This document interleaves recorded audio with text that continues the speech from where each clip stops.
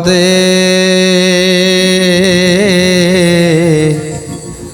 ବାସୁଦେବାୟ। ଯେ ଆଜି ଜରାସନ୍ଧର ସମସ୍ତ ସୈନ୍ୟ ସାମନ୍ତ ମାନେ ଅନେକ ବିନାଶ ହୋଇସାରିଲେଣି, କେତେ ରାଜା ମଧ୍ୟ ପରାସ୍ତ ହୋଇ ଯାଇସାରିଲେଣି। ଦମଘୋଷଙ୍କ ସହିତ ଯେତେ ରାଜାମାନେ ଆସିଥିଲେ ଯାଦବ ବଳଙ୍କ ସହିତ ଯୁଦ୍ଧ କରିବା ପାଇଁ ସମସ୍ତେ ପରାସ୍ତ ହୋଇକି ଚାଲିଗଲେଣି। ଏବେ ଯେମିତି ଶବ କୁଡ଼ କୁଡ଼ ଶବ ପଡ଼ିଛି, ଯେଉଁ ରକ୍ତର ନଦୀ ଯେମିତି ରକ୍ତର ନଦୀ ଛୁଟି ଯାଇଛି, ସେ ଶବ ସବୁ ରକ୍ତରେ ଭାସି ଉଠୁଛନ୍ତି। ଏତେ ମାତ୍ରାରେ ରକ୍ତ ବହି ଚାଲିଛି, ଆଉ ଯୁଦ୍ଧ ମଧ୍ୟ ଚାଲିଛି। ଏହି ସମୟରେ ଜରାସନ୍ଧଙ୍କ ସହିତ ଯୁଦ୍ଧ କରୁଛନ୍ତି ବଳରାମ। ଜରାସନ୍ଧକୁ ପରାସ୍ତ କରିଛନ୍ତି। ତାଙ୍କୁ ଯେତେବେଳେ ମାରିବା ପାଇଁ ଚାହୁଁଛନ୍ତି, ସେହି ସମୟରେ ଶୂନ୍ୟବାଣୀ ହେଇଛି, ବଳରାମ ହେ ପ୍ରଭୁ କାମପାଳ, ତୁମେ ଜରାସନ୍ଧକୁ ବଧ ନ କରି ତାକୁ ଛାଡ଼ି ଦିଅ, ତା ନହେଲେ ଆମର ସବୁ କାର୍ଯ୍ୟ ଅଧା ରହିଯିବ। ତେଣୁ ଦୈବବାଣୀ ଶୁଣି ଜରାସନ୍ଧକୁ ଛାଡ଼ି ଦେଇ ଆଜି ବଳରାମ ଆସିଛନ୍ତି ପ୍ରଭୁ ଶ୍ରୀକୃଷ୍ଣଙ୍କ ପାଖକୁ। ଆଉ ଶ୍ରୀକୃଷ୍ଣ ପାଖରେ ଦେଖୁଛନ୍ତି ଯେ ପ୍ରଭୁ ଶ୍ରୀକୃଷ୍ଣ କ'ଣ କରିଛନ୍ତି ନା ଶିଶୁପାଳକୁ ବାନ୍ଧି ରଖିଛନ୍ତି ତାଙ୍କ ନନ୍ଦିଘୋଷ ରଥରେ। ଏସବୁକୁ ଦେଖି ପଚାରୁଛନ୍ତି କହ୍ନେଇ, ଇଏ ପୁରା ଆମ ମାଉସୀ ପୁଅ ଭାଇ, ତେଣୁ ତାକୁ ବାନ୍ଧିଛ କାହିଁକି? ମାଉସୀ ମନ ଦୁଃଖ କରିବନି? ଆର ଯଦି କିଛି ଅସୁବିଧା ହେଇଗଲା ତାହେଲେ ମାଉସୀ ଆମକୁ ଦୋଷ ଦେବ, ମାଉସୀ ଆମକୁ ଅଭିଶାପ ଦେବ, ତେଣୁ ତାକୁ ଛାଡ଼ି ଦିଅ। ତେଣୁ କହ୍ନେଇ କ'ଣ କହୁଛନ୍ତି, ଏ ପରାମ୍ଭ ମାଉସୀ ପୁଅ ସହୋଦର, ଦେବକୀ ଦୈବକୀ କୁନ୍ତି ଏ ନୁହନ୍ତି ପର। গোবিন্দ মাধব কৃষ্ণ ত্রিমধুসূদন, গোবিন্দ মাধব কৃষ্ণ ত্রিমধুসূদন। ଏବେ ନ ଜାଣିବା ପଣେ କଲା ବଦୋଷ, ଆମ୍ବେ ନ ସଇଲେ ଧର୍ମ ନିଶେ ଜୀବନାଶ। আম্বে ন সহিলে ধর্ম নিঃসে জীবনাশ, আম্বে ন সহিলে ধর্ম নিঃসে জীবনাশ। ଏ ମଲେ ଆମ ମାଉସୀ ହୋଇବେ ବିକଳ, ସପତାଙ୍ଗେ ନାଶ ଜୀବ ଦମ ଘୋଷ କୂଳ। সপতাঙ্গে নাশ জীব দম ঘোষ কূল, সপতাঙ্গে নাশ জীব দম ঘোষ কূল। ତେଣୁ ଆଜି ବଳରାମ କହୁଛନ୍ତି କହ୍ନେଇରେ, ଇଏ ଯଦି ମରିଯିବ ତାହେଲେ ଆମ ମାଉସୀ ମନ ଦୁଃଖ କରିବ, ଆଉ ମୋ ମାଉସୀର କୂଳଟା ବୁଡ଼ିଯିବରେ, କାହିଁକିନା ଇଏ ଗୋଟିଏ ପୁଅ। ତେଣୁ ଏ ଦମଘୋଷର କୂଳଟା ବୁଡ଼ିଯିବ, ତା ବଂଶ ବୁଡ଼ିଯିବ। ତେଣୁ ତାକୁ ନ ମାରି ଛାଡ଼ିଦେବା ଦରକାର, ଆମ ମାଉସୀ ପାଇଁ ତାକୁ ଛାଡ଼ିବା ଦରକାର, ତାକୁ ଦୟା କରିବା ଦରକାର। ତେଣୁ କହ୍ନେଇ କହୁଛନ୍ତି, ପ୍ରଭୁ ଶ୍ରୀକୃଷ୍ଣ କ'ଣ କହୁଛନ୍ତି, ଶ୍ରୀକୃଷ୍ଣ ବୋଇଲେ ଏଇ ମୂଢ଼ଟେ ମନ୍ଦ, ଏଇ ମୂଢ଼ ବଡ଼ ମନ୍ଦ। ଆମ୍ଭ ସଙ୍ଗ ଦେଖି ପାଇ କଲା ବୃଥା ଦ୍ୱନ୍ଦ, ଏବେ କଲା ବୃଥା ଦ୍ୱନ୍ଦ। গোবিন্দ মাধব কৃষ্ণ শ্রীমধুসূদন, প্রভু শ্রীমধুসূদন। গোবিন্দ মাধব কৃষ্ণ শ্রীমধুসূদন, প্রভু শ্রীমধুসূদন। এ আর বচন ভাঙ্গে নাহি জরাসন্ধ, ভাঙ্গে নাহি জরাসন্ধ। যাহা বলিব তার অটে দৃঢ় বন্ধ, পুনি অটে দৃঢ় বন্ধ। গোবিন্দ মাধব কৃষ্ণ শ্রীমধুসূদন, প্রভু শ্রীমধুসূদন। গোবিন্দ মাধব কৃষ্ণ শ্রীমধুসূদন, প্রভু শ্রীমধুসূদন। তেଣୁ ପ୍ରଭୁ ଶ୍ରୀକୃଷ୍ଣ କହୁଛନ୍ତି, ଜାଣିଛ ଭାଇ, ଇଏ ଆମକୁ ନାନା ପ୍ରକାର ଗାଳି ଦେଉଥିଲା, ଇଏ ଆମକୁ ଗୌଡ଼ ବାଉଡ଼ କହୁଥିଲା, ଆଉ ଆମେ ମିଛରେ ତୁ ନାରାୟଣ ହେଇଛୁ, ତୋତେ ଲୋକମାନେ ନାରାୟଣ କହୁଛନ୍ତି, ଏମିତି କହି କେତେ ଗାଳି ଦେଉଥିଲା। ତା ଛଡ଼ା ତାର କେତେ ଗର୍ବ ଜାଣିଛ? ଦେବଦେବ ମହାଦେବଙ୍କୁ ପ୍ରସନ୍ନ କରି ଇଏ କୁଆଡ଼େ ବରପ୍ରାପ୍ତ ହେଇଥିଲା, ହେଲେ ତାର ସବୁ ଗର୍ବ ଅହଙ୍କାର ଆଜି ଚୂନା ହେଇଯାଇଛି। ତା ପାଖରେ କୌଣସି ବଳ ନାହିଁ, କୌଣସି ଶକ୍ତି ନାହିଁ। ତେଣୁ ସେଇଥିପାଇଁ ତା ଶକ୍ତି କେତେ, ତାକୁ ଜଣେଇ ଦେବା ପାଇଁ, ତାର ବଳ କେତେ ତାକୁ ଜଣେଇ ଦେବା ପାଇଁ କେବଳ ତାକୁ ଆମେ ବାନ୍ଧିକି ରଖିଛୁ। ଆଉ ଜାଣିଛନ୍ତି ଭାଇ, ଇଏ ହେଉଛି ଜରାସନ୍ଧର ସେନାପତି ସାଜିଛି। ଜରାସନ୍ଧଙ୍କୁ ମନ୍ତ୍ରଣା ଦିଏ। ଆଉ ଏ ମନ୍ତ୍ରଣା ଦ୍ୱାରା ଜରାସନ୍ଧ ଆଜି 8 ଥର ଧାଡ଼ି ଦେଇ ସାରିଲାଣି, ଆମ ସହିତ ଯୁଦ୍ଧ କରିସାରିଲାଣି। ଇଏ ହେଉଛି ମୁଖ୍ୟ, ଇଏ କେବଳ ପ୍ରବର୍ତ୍ତଉଛି। ସେ ଜରାସନ୍ଧକୁ ଯାହା କହୁଛି ଜରାସନ୍ଧ ସେୟା ହିଁ କରୁଛି। ତେଣୁ ଏକଥା ଶୁଣି ଆଜି ପ୍ରଭୁ କ'ଣ କହୁଛନ୍ତି ବଳରାମ, ସେ ସମସ୍ତେ ଥାଉ ଏ ଯେ ହେଲା ଗଭର, ହେଲା ଗଭର, ମାଉସୀ ଉପ୍ରଧ ଦୋଷ ସହିବା ହାର, ସହିବା ହାର। গোবিন্দ মাধব কৃষ্ণ শ্রীমধুসূদন, শ্রীমধুসূদন, গোবিন্দ মাধব কৃষ্ণ শ্রীমধুসূদন, শ্রীমধুসূদন। সতেবার পরিজন্তে সম্ভাଳି রহিবা, সম্ভাଳି রহিবা, তৈরু বলিলে নিশে পরাণ বধিবা, পরাণ বধিবা, তহিরু বড়িলে নিশে পরাণ বধিবা, পরাণ বধিবা, তহিরু বড়িলে নিশে পরাণ বধিবা, পরাণ বধিবা। তেଣୁ କହୁଛନ୍ତି ବଳରାମ ଠିକ୍ ଅଛି କହ୍ନେଇ, ଇଏ ଯଦି ଅନେକ ସୈନ୍ୟ ସାମନ୍ତକୁ ନେଇ ଅନେକ ରାଜାମାନଙ୍କୁ ନେଇ ଆମକୁ ପରାସ୍ତ କରିବାକୁ ଆସିଥିଲା, ସିଏ ତ ହାରିଗଲାଣି ନା। ତେଣୁ ଯିଏ ହାରିଗଲାଣି ତାକୁ ବନ୍ଧନ କରିବା କୌଣସି ଆବଶ୍ୟକ ନାହିଁ। ସେ ତାର ଶକ୍ତି କେତେ, ତାର ବଳ କେତେ ସିଏ ନିଜେ ଜାଣୁ। ତେଣୁ ତାକୁ ଛାଡ଼ିଦେ, ଆମ ମାଉସୀ ପାଇଁ, ଆମ ମାଉସୀର ସ୍ନେହ ମମତା ପାଇଁ ତାକୁ ଛାଡ଼ିଦେ, ଆମ ମାଉସୀର ବଂଶ ରକ୍ଷା ପାଇଁ ତାକୁ ଛାଡ଼ିଦେ। ତେଣୁ ଯେତେବେଳେ ଭାଇଙ୍କର କଥାକୁ ଶୁଣିଲେ ଏଥର ପ୍ରଭୁ ଶ୍ରୀକୃଷ୍ଣ ତାକୁ ବନ୍ଧନରୁ ମୁକ୍ତ କରିଦେଉଛନ୍ତି। ଶିଶୁପାଳକୁ ଯେତେବେଳେ ବନ୍ଧନରୁ ମୁକ୍ତ କରିଦେଇଛନ୍ତି, ସେହି ସମୟରେ ଶିଶୁପାଳ ପବନ ବେଗରେ ଧାଇଁ ଧାଇଁ ଚାଲିଗଲା। ତେଣୁ ଆଜି ସେ ତାର ଧାଇଁବାକୁ ଦେଖି ପ୍ରଭୁ ବଳରାମ, ପ୍ରଭୁ ଶ୍ରୀକୃଷ୍ଣ ଏବଂ ପାର୍ଥ ଅର୍ଜୁନ ଆଜି ହସି ଉଠୁଛନ୍ତି। ଦେଖ, ଇଏ ଆସିଥିଲା ସିଂହ ରୂପ ହେଇ, ଯାଉଛି କେମିତି ଶୃଗାଳ ରୂପ ହେଇ। ସିଂହ ରୂପ ହେଇ କେତେ କଥା କହୁଥିଲା, ନିଜର ଶକ୍ତି ସାମର୍ଥ୍ୟକୁ ଆଜି ଅହଙ୍କାର ରୂପ ଦେଇଥିଲା। ଯେଉଁ ଅହଙ୍କାରରେ ନିଜକୁ ବଡ଼ ବୋଲି ଭାବୁଥିଲା, ନିଜକୁ ସବୁଠାରୁ ଶ୍ରେଷ୍ଠ ବଳବାନ ବୋଲି ଭାବୁଥିଲା, ଆଜି କେମିତି ମୁହଁ ଲୁଚେଇ କେମିତି ଧାଇଁ ଯାଉଛି। ତେଣୁ ସମସ୍ତେ ତାର ଯିବା ପଥକୁ ଅନେଇଛନ୍ତି। ତେଣୁ ଆଜି ଶିଶୁପାଳ ଧାଇଁ ଧାଇଁ ଯାଇ ପହଞ୍ଚି ଯାଇଛନ୍ତି ତାଙ୍କ ମାତାଙ୍କ ପାଖରେ, ମାତା ଦୈବକୀଙ୍କ ପାଖରେ, ଏବଂ ମାତାଙ୍କ ପାଖରେ କାନ୍ଦି କାନ୍ଦି କହୁଛନ୍ତି, ମା, ମୁଁ ଆଜି ପରାସ୍ତ ହେଇ ଆସିଛି। ତେଣୁ ମା କହୁଛନ୍ତି, ତୁ ଏମିତି କାନ୍ଦି କାନ୍ଦି କାହିଁକି ଆସୁଛୁ? ତେଣୁ ମା ଯେତେବେଳେ ପଚାରୁଛନ୍ତି, ଶିଶୁପାଳ ସବୁ କଥାକୁ ଲୁଚେଇଛନ୍ତି, ନାଇଁ ମା, କିଛି ହେଇନି, ଯେ ଯୁଦ୍ଧ ଚାଲିଥିଲା ତ ମୁଁ ସେଇ ଯୁଦ୍ଧରେ ଯୁଦ୍ଧ କରୁ କରୁ ଚାଲି ଆସିଲି। ତେଣୁ କେତେ କେତେ ବଡ଼ ମିଛ କଥା ମାଆକୁ କହୁଛନ୍ତି, ଯେ ମୁଁ ତାକୁ ସମରରେ ସେ କୃଷ୍ଣକୁ ଜିଣିଲି। ଏମିତି କେତେ କଥା ମିଛ କଥା କହି ଆଜି ମାଆଙ୍କ ପାଖରେ ରହିଛନ୍ତି ଶିଶୁପାଳ। ଦୟାମୟ ରାମ କୃଷ୍ଣ ଜଗତ ସୋଦର, ନାଇଁ ତାଙ୍କୁ ଶତ୍ରୁ ମିତ୍ର, ନାଇଁ ପରାପର, ନାହିଁ ତାଙ୍କୁ ଶତ୍ରୁ ମିତ୍ର, ନାହିଁ ପରାପର, ନାହିଁ ତାଙ୍କୁ ଶତ୍ରୁ ମିତ୍ର, ନାହିଁ ପରାପର। ସେ ପ୍ରଭୁଙ୍କ ପାଦ ପଦ୍ମେ ରେଣୁକୁ ମୋ ଆସ, ଅଚ୍ୟୁତ ଦାସକୁ ଗତି ଦିଅ ପିତବାସ, ଅଚ୍ୟୁତ ଦାସଙ୍କୁ ଗତି ଦିଅ ପିତବାସ, ଅଚ୍ୟୁତ ଦାସଙ୍କୁ ଗତି ଦିଅ ପିତବାସ।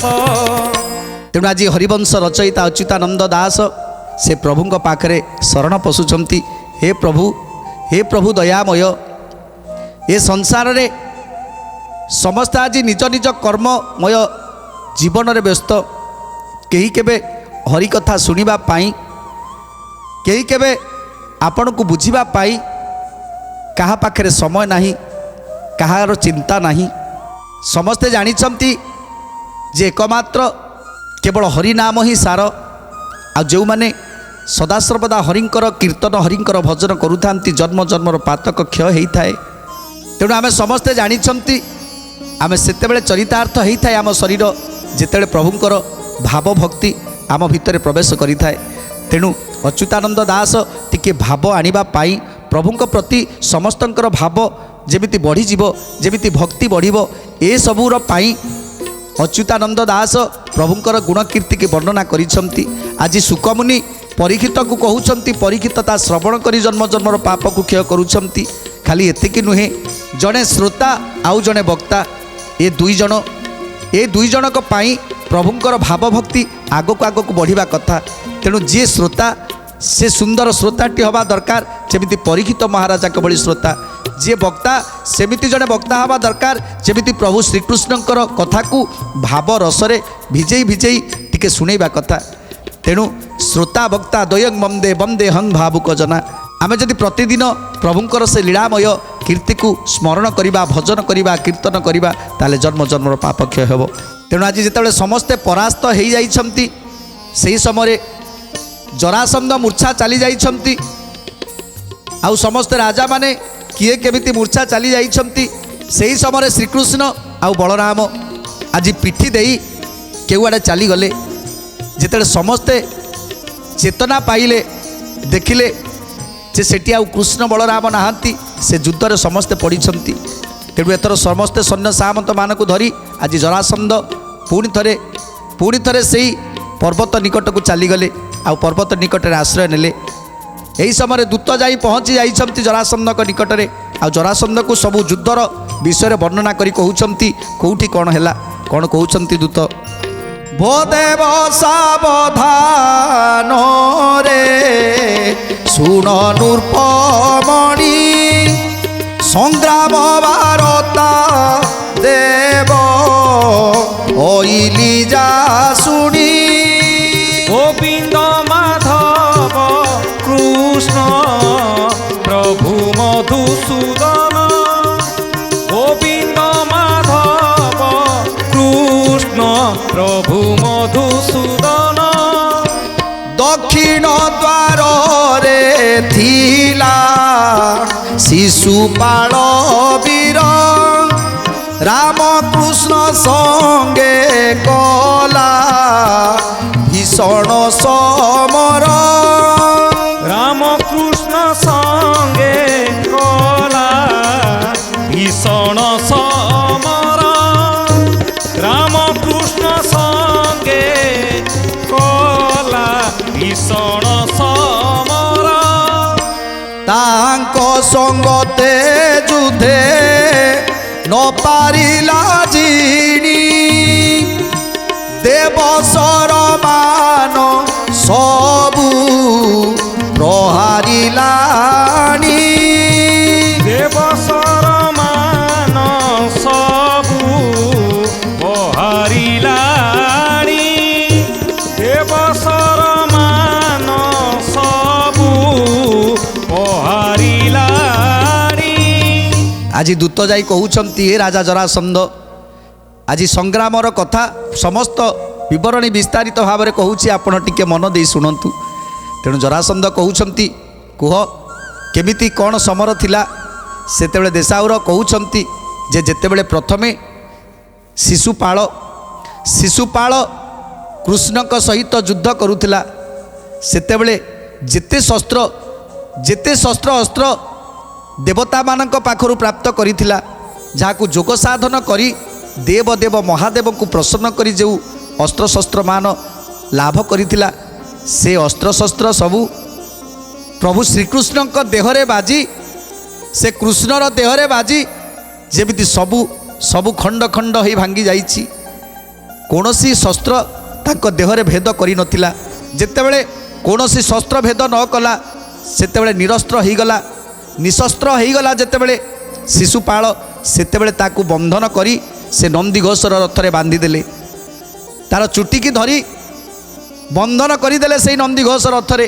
ଏ କଥାକୁ ଦେଖି ବାଣାସୁର ଆସି ପହଞ୍ଚିଗଲା। ଆଉ ବାଣାସୁର ସହିତ ସହସ୍ର ହସ୍ତରେ ଧନୁ ଧରି ଯୁଦ୍ଧ କଲା। तार युद्ध को सही पारिलानी से कृष्ण शेषरे बाणासुर को पिटी दे चलीगला से कृष्ण आरे कटगर आसी कहिला बारता ओ देव सावधान रे सुन तांको कथा हो देव सावधान रे शुण तांको कथा हो देव सावधान रे शुण तांको कथा बाणासुर आगु जगन्नाथ जे पड़ाई अर्ध आकाश रे रथ रखिथिला नेई अर्ध आकाश रे रथ रखिथिला नेई अर्ध आकाश रे रथ रखिथिला नेई शिशुपाल को बांधिण थोके दूर जाते रोहिणी सुत भेटिले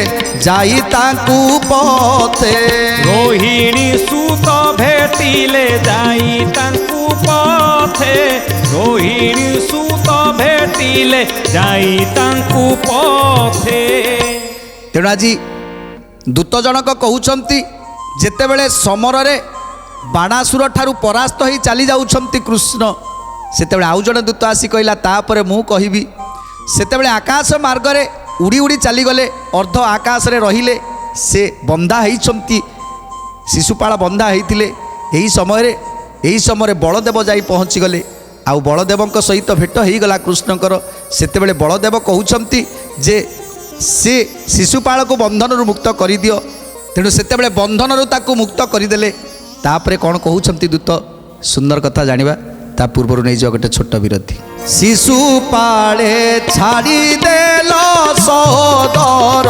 पणी पदगामी होई सेई पड़ाइला केणी गोविंद माधव कृष्ण श्रीमधुसूदन गोविंद माधव कृष्ण श्रीमधुसूदन तुंगभद्रा तीरे मणि भद्र पर्वत से पर्वत तले रही छंती बेनी भ्रात से पर्वत तले रही छंती बेनी भ्रात से पर्वत तले रही छंती बेनी भ्रात तेणु आज दूत कहउछंती हे राजा जरासंध जेतेबेले शिशुपाल को छाड़ीदेले एथर से नंदीघोष रथ नहीं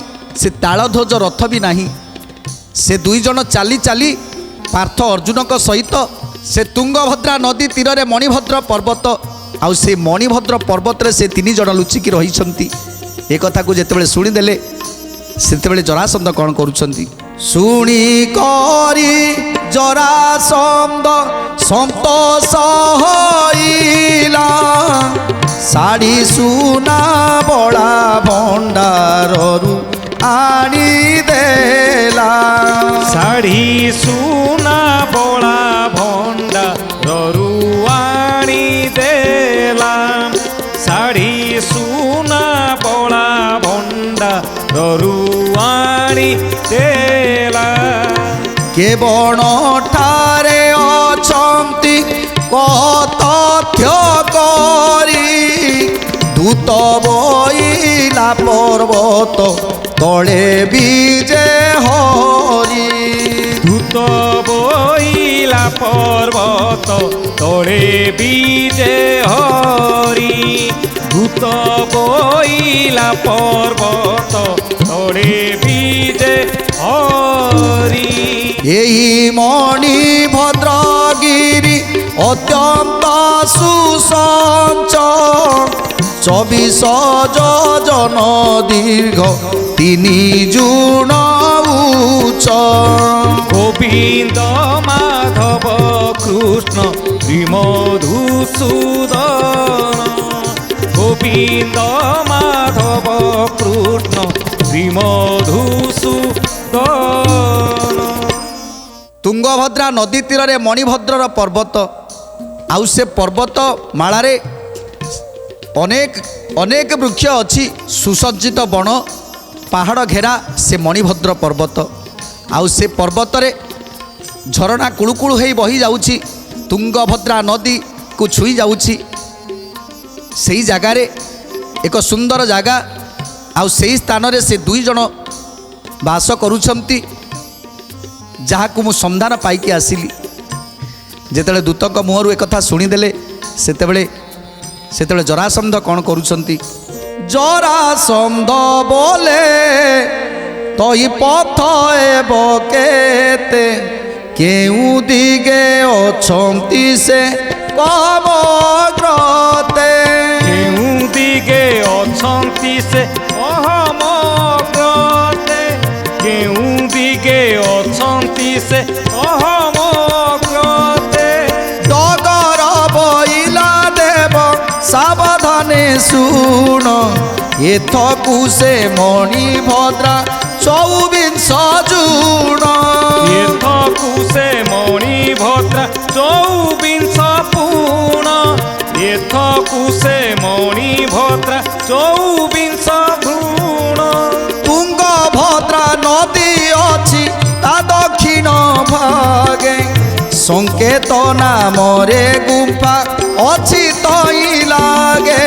ସଂକେତ ନାମରେ ଗୁଫା ଅଛି ତହିଁ ଲାଗେ, ସଂକେତ ନାମରେ ଗୁଫା ଅଛି ତହିଁ ଲାଗେ।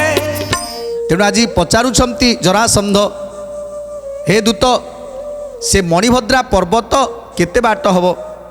ତେଣୁ ଆଜି ଦୂତ କହୁଛନ୍ତି 24 ଜୁଣ ସେ ପର୍ବତ। ଆଉ ସେ ସ୍ଥାନକୁ ଯିବା ପାଇଁ ସୁନ୍ଦର ଏକ ରାସ୍ତା ଅଛି, ଯାହାକୁ ମୁଁ ଦେଖିକି ଆସିଛି। ହସ୍ତି ଘୋଡ଼ାମାନେ ଅତି ସହଜରେ ଯାଇପାରିବେ। ତେଣୁ ଆଉ କ'ଣ କହୁଛନ୍ତି? ସୁନ୍ଦର କଥା ଜାଣିବା ପରବର୍ତ୍ତୀ ଅଧ୍ୟାୟରେ। ସେ ମଣିଭଦ୍ରା ପର୍ବତକୁ ଜରାସନ୍ଧ ଯାଉଛନ୍ତି କି ନାହିଁ, ଆଉ ସେଠାରେ କେମିତି ପରାସ୍ତ କରୁଛନ୍ତି କି ନାହିଁ, ସୁନ୍ଦର କଥା ଜାଣିବା ପରବର୍ତ୍ତୀ ଅଧ୍ୟାୟରେ। ଆଜି ତ ସମୟ ଇସାରା ଦେଲାଣି, ତେଣୁ ବାଣୀକି ବିରାମ ଦେବା, ଟିକେ ପ୍ରଭୁଙ୍କର ନାମ ସଂକୀର୍ତ୍ତନ କରି ଆଜିର କାର୍ଯ୍ୟକ୍ରମକୁ ସମାପ୍ତ କରିବା।